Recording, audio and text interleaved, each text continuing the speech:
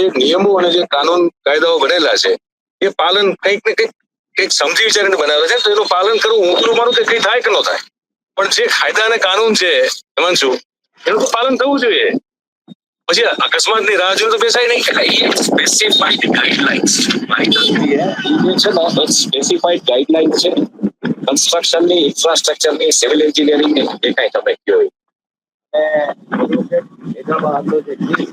આ 12 મીટરનું તમે પાલન કરો એવું. એટલે મોટામાં મોટો અચરજ પ્રમાણે એ વાત એવી છે કે 90ની સાલથી આ પાલન નથી થયું, આજકાલનું નથી થઈ રહ્યું નથી. એટલે 90ની સાલથી જો અહીંયા છે રોડ પોળો થયો છે તો ત્યારે આ કેમ હટાવવામાં આવ્યો? જયારે રોડ પોળો થયો ત્યારે તો ડેફિનેટલી તમે કહી શકો કે હટી જવું જોઈએ. અચ્છા, ઇન્ટરેસ્ટિંગ બીજું આપણે એ માર્ક કર્યું કે કેટલા બીજા ફાઈબર કંપનીના કેબલ્સ ને બધું લાગે, જેમ કે કદાચ જીઓ નું હોઈ શકે, જીઓ નું છે, જીટીપી નું છે, પણ પોઈન્ટ એ છે કે એ ફોલો કેમ નથી થતી? ગાઈડલાઇન્સ છે, મીટર બધાને લાગુ પડે ને મયુર. ગાઈડલાઇન્સ છે. આજે આપણે માની લ્યો કે પત્રકાર તરીકે કોઈ કવરેજ કરવા ક્યાંય જાય છે તો એની ગાઈડલાઇન્સ છે કે તમારે તમારું આઈડેન્ટિટી કાર્ડ દેખાડવાનું છે, તમારે તમારું એક્રેડિએશન કાર્ડ દેખાડવાનું, આ ગાઈડલાઇન્સ છે. તો એ આપણે એના વગર તો જઈ જ નથી શકતા. ગવર્મેન્ટ નો જે ઓલું હોય છે કે એક્રેડિએટેડ પત્રકારો જ અલાઉડ છે, બરોબર. બીજા નંબરમાં કે તમે આજે ડ્રાઇવિંગ કરો રસ્તા ઉપર તો ગાઈડલાઇન્સ છે કે લાયસન્સ હોવું જોઈએ તમારી પાસે પીયુસી હોવું જોઈએ, તમારે જે સ્ટોપના સિગ્નલ ઉપર હોય એમાં લાઈનમાં કદાચ તમારો વ્હીલ આવી ગયો તો સીધો 1500 નો દંડ આવે છે. આ ગાઈડલાઇન્સ છે, પ્લીઝ ટ્રાય ટુ અન્ડરસ્ટેન્ડ. જો સિટીઝન્સ ગાઈડલાઇન ફોલો કરે છે, જે સિવિક ગાઈડલાઇન્સ છે, તો કન્સ્ટ્રક્શનની ને ઇન્ફ્રાસ્ટ્રક્ચરની ગાઈડલાઇન્સ આવડી મોટી કંપનીઓ ફોલો કેમ ન કરે? આઈ થિંક ઈ એડવોકેટ મેકલવાનો બહુ સાચી વાત છે. ઈ પ્રશ્ન છે મેઘાબા હોટલનો કે ભાઈ આ તમે ગાઈડલાઇન્સ કેમ ફોલો ન કરે? યાર રસ્તે જાય છે એટલે જોવે છે, ભણેલા છે, એડવોકેટ છે, એટલે એ કે ગાઈડલાઇન્સ તમે કેમ ફોલો? આ એક બેઝિક પ્રશ્ન છે, બીજું કઈ છે નહીં. ચાલે બહુ સાચું. અને આ તમે જોયું, આ ડિસ્ટન્સ તમે જુઓ, આ નથી, આ 12 મીટરનું ડિસ્ટન્સ નથી. આ બહુ ક્લિયરલી ઇન્ડિકેટ થાય છે. તેની તો ખરી થઈ ગઈ છે આ લોકોને પ્રદૂષણ લીધે, પણ એ લોકોને ટાટા કેમિકલ્સે વળતર ના આપવું પડે એ માટે એ લોકો આરએનબી સાથે મળીને આ રસ્તાની બરાબર બાજુમાં નાખી દે. બરોબર. આરએનબી એ સ્પષ્ટ શરતમાં લખ્યું કે તમારે 12 મીટર પછી છે ને ઓછામાં ઓછું 12 મીટર તો દૂર નાખવાનું. બરોબર. આ શરતનું પાલન કરતા નથી. હવે અમારે આરએનબી ના અધિકારીઓ કબૂલ કરે છે, ટાટા કેમિકલ કબૂલ કરે છે, પણ આ લોકો અગર 12 મીટર દૂર નખાવે કોણ? બરોબર. આપણે તો છેલ્લા 18 વર્ષથી છે ને બધા અમારું ગ્રુપ મહેનત કરે છે, આપણે અરજી કરે, સાહેબોને રજૂઆત કરીએ સરકારી અધિકારીઓને, છતાં સરકારી અધિકારીઓ કાગળ લખીને, જ્યારે કે આપણે કાગળ લખવાની એ લોકોને જે પગાર મળતો હોય નોટિસ લખી નાખે, પૂરું. પછી આપણે 14 તારીખ નોટિસ હમણાં લઈ ગઈ છે, એટલે 9 નોટિસ એના પહેલા મેં દેવડાવી છે લોકોને, ટાટા કેમિકલ ને. આપણે આરએનબી ના અધિકારી, આપણે આરએનબી ના ત્યાં કાર્બન એન્જિનિયર છે એના થ્રુ આપણે 9 નોટિસ દેવડાવી જ છે. આપણે પાછી એક નોટિસ 14 તારીખે આપી, એ નોટિસ પણ એ લોકો પી ગયા, ટાટા કેમિકલ ઘોડીને પી ગયા અધિકારીઓ. પાલન તો નથી જ કરવું. બરોબર. અને આ વીજ કેબલ નાખી દેવી ત્યાં પછી પણ આ પોલ જો તમે જોઈ શકો, પોલ થી પણ અકસ્માત ઘણા થઈ શકે છે.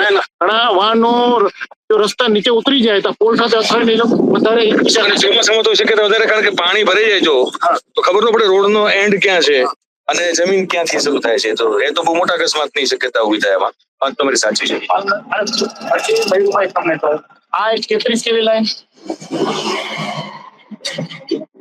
અને આ સાઈડ આપણે 11 કેવી આ બીજી હશે. આપણે અમારે તો બે લાઈન ની વચ્ચેથી જીવના જોખમ. બરોબર. તમે એ લોકોને પણ નિયમ એક લાગુ, બધાને સરખા નિયમ લાગુ પડે છે. જીવીસીએલ હોય, જેટકો હોય, આરએનબી હોય, આ લોકોને 12 મીટર દૂર જ રહેવું પડે. આગળ અમે જે એક ગોળાઈ છે જ્યાં આરસીસી નું બાંધકામ પણ થઈ રહ્યું છે, પાઇપલાઇન પણ નીકળી રહી છે, તો એ અગેન દેખાવ થોડું ઘરમાં ત્યાં પહોંચવાના છે. મારે એ પૂછવું છે કંપની શું જવાબ આપે જયારે આ 12 મીટર ની તમે જે પણ કઈ રજૂઆત હોય, કંપનીનો જવાબ શું છે? કંપનીનો જવાબ કે અધિકારીઓનો શું જવાબ છે? અધિકારી એમ કે કઈ પણ થયું ટીઆરપી ગેમ ઝોન કે સુરત જેવી કોઈ ઘટના સકાલ સવારે બને એટલે પછી જવાબદારી પાસ શું જવાબ થાય? એટલે તો I think latent violation of guidelines મળશે જોડાયેલા રહેજો. દોસ્તો, હવે અમે એક જે બીજો પોઈન્ટ ત્યાંથી એવું છે કે બહુ સ્પષ્ટપણે આપણે જો તમને દેખાડી શકીશું એ જે પાઇપલાઇન આ કંપની ટાટા કેમિકલ્સ કાઢી રહી છે, કેમિકલ વેસ્ટ જે છે એ જે પાઇપલાઇન થ્રુ દરિયામાં નાખવાની વાત કરી એની જેની એમણે વાત કરી કે ભાઈ એને આમ પરમિશન લીધી છે, પણ જે સંબંધિત ગ્રામ પંચાયતોમાંથી જે પાઇપલાઇન નીકળતી હોય છે પંચાયતોની પણ એમને એનઓસી લેવી પડે અને શરતોનું પાલન કરવું પડે. એ જે આખો પ્રશ્ન છે શું છે આપણે મેગાવાટ દરમિયાન મેયરને હું કહીશ, મેગાભાઈ વાત કરશે મેગાવાટ સાથે, પણ દરમિયાન જે પાઇપલાઇનના દ્રશ્યો અને જે આપેલું જે બાંધકામ છે જે એ પણ આપણે દેખાડે. હા મેગાભાઈ હવે આપણે જણાવો કે એનો જે આખો પ્રશ્ન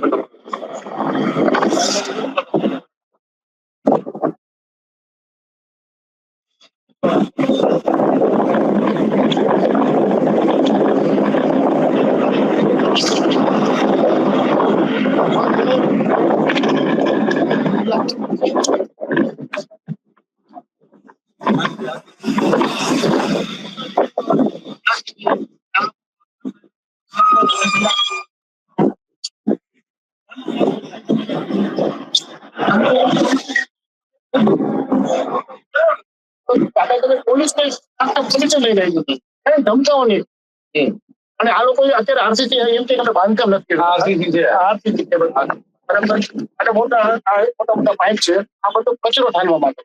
હવે મને એ નથી સમજાતું પ્રધાનમંત્રી આવીને આપણા દરિયામાં દ્વારકાના દર્શન કરાવે છે, આ દરિયામાં ટાટા કેમિકલ ઉદ્યોગ કચરો નાખે છે.